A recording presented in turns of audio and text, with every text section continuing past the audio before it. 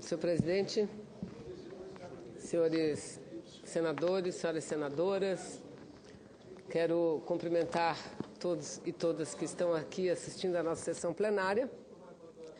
E, presidente Jorge Viana, antes de iniciar o assunto que me traz à tribuna, eu quero cumprimentá-lo pelo pronunciamento, senador Jorge Viana, pelo pronunciamento que a forma como Vossa Excelência destaca, analisa o programa de investimentos em parceria com o setor privado em nosso país, que está sendo formatado pela presidenta Dilma. E mostra o quanto importante, dentro desse programa, o maior projeto é aquele da construção da ferrovia, que deverá iniciar no Rio de Janeiro e chegar até o Peru, passando por vosso estado e o estado do Acre. E Vossa Excelência, com muita propriedade, defende o projeto que, enquanto foi governador do estado, ajudou na formatação, no diálogo da importância desse projeto. E tem razão, senador Jorge Viana, porque nós estamos vendo o mundo se mover. Quando Vossa Excelência diz que o Brasil precisa ter alternativas ao Canal do Panamá, não é só o Brasil. Está se iniciando uma grande obra lá na Nicarágua, onde será construído um novo canal, que será também uma alternativa ao Canal do Panamá, construído em parceria entre o governo da Nicarágua e o governo da China. Nós temos outros projetos importantes. Um projeto, o senador Omar conhece, que é do Porto de Manta, no Equador, entre Zona Franca de Manaus e o estado do Amazonas e o Porto de Manta. Então, é fundamental.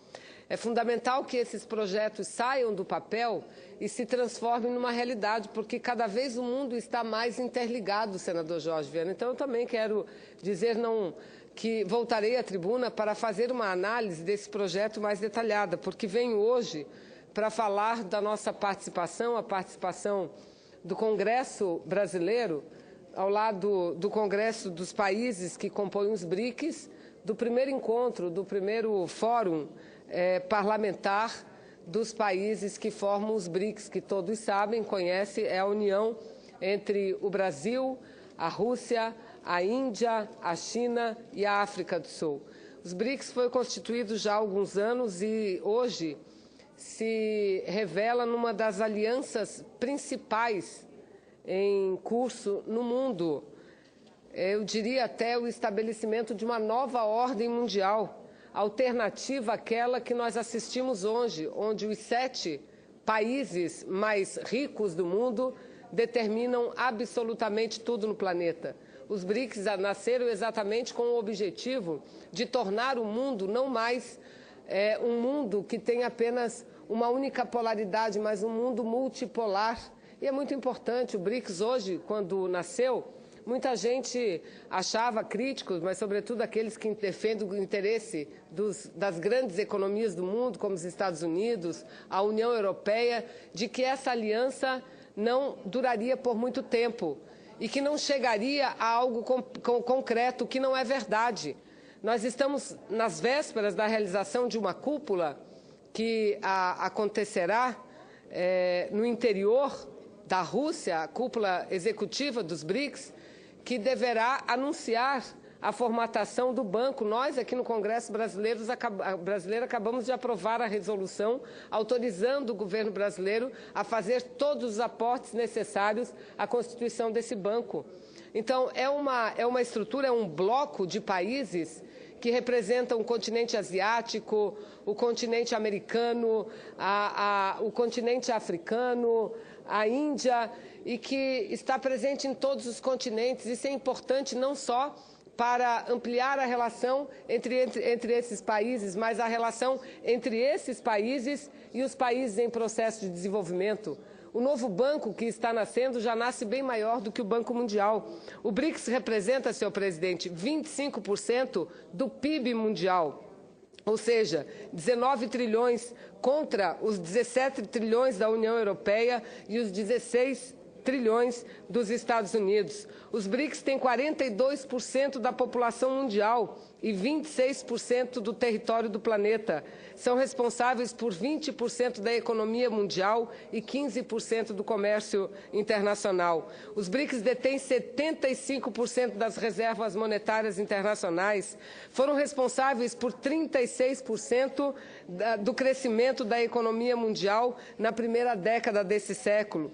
Com a recessão nos países mais desenvolvidos, esse número pulou para cerca de 50%, mesmo com a desaceleração recente do crescimento desse bloco, da desaceleração do crescimento da China, do crescimento da Índia, do crescimento do Brasil e dos outros países que compõem os BRICS. Os BRICS possuem um mercado consumidor de 3 bilhões de pessoas e um PIB conjunto que equivale a 20% da riqueza mundial.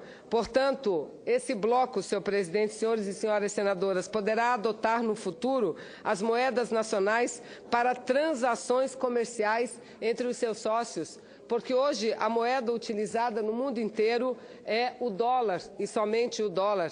Brasil, Rússia, China, Índia e África do Sul terão seu novo banco, me referi a isso agora, o seu novo banco de desenvolvimento, com um capital inicial de 50 bilhões de dólares, que poderá ser elevado até 100 bilhões para fazer frente ao Banco Mundial. A China, que é a segunda maior economia mundial, entrará com a maior parte, 41 bilhões, enquanto que Brasil, Rússia e Índia entrarão com 18 bilhões cada um e a África do Sul com 5 bilhões. A demanda, senhor presidente, de recursos para projetos de infraestrutura em países em processo de desenvolvimento chega hoje a 800 bilhões. E, assim, uma demanda suficiente para o Banco dos BRICS ter um grande papel nessa nova ordem mundial. E, diante desses dados importantes, diante desses dados e do fortalecimento desse bloco, que eu volto a dizer, aconteceu nesses últimos dias, dia 8,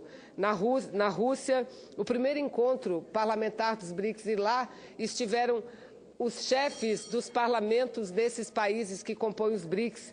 Pelo Brasil, estava, além de uma comitiva de deputados e senadores do Senado, estávamos eu, senador Ciro Nogueira, que aqui está presente, senador Lindbergh Farias, sob a liderança do nosso presidente Renan Calheiros. Sob a liderança do presidente da Câmara, deputado Eduardo Cunha, estava uma bancada de mais 13 deputados federais. Da mesma forma que compareceu delegações semelhantes à nossa de todos esses países. E aprovamos, ao final da cúpula, ao final do encontro parlamentar dos países que compõem os BRICS, aprovamos uma importante declaração, senhor presidente, uma declaração que mostra não só o nosso compromisso, mas mostra a nossa determinação dos parlamentos desses países em seguir colaborando para a efetivação, o fortalecimento e a concretização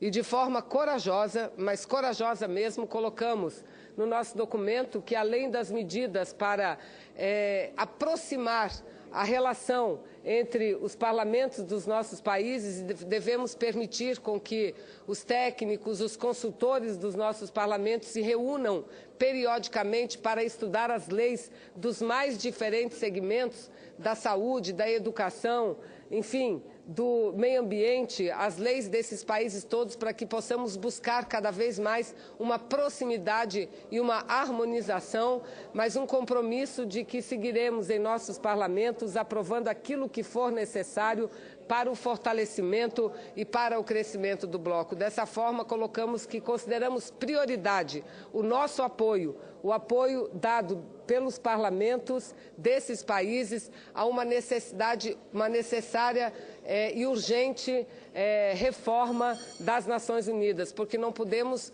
continuar aceitando que as Nações Unidas tenham um Conselho de Segurança formado por tão poucos países e países que não representam claramente, de forma objetiva, a maioria da nação e a maioria dos povos. Foi uma parte polêmica do nosso manifesto, da nossa declaração, mas que com muito esforço da nossa delegação, sobretudo do presidente Renan, do presidente Eduardo Cunha, nós incluímos esse item importante. A próxima reunião já está marcada, senador Jorge Viana, acontecerá na Índia, e eu espero que brevemente o Brasil possa sediar também um encontro vigoroso, importante e que cada vez terá um nível e um grau de importância cada vez maior, porque quanto mais crescem os BRICS, quanto mais se fortalecem esse bloco, mais será necessária esse tipo de instrumento e proximidade entre os parlamentos desses países. Muito obrigada, presidente. Eu cumprimento Vossa Excelência, minha colega senadora Vanessa, e convido para fazer uso da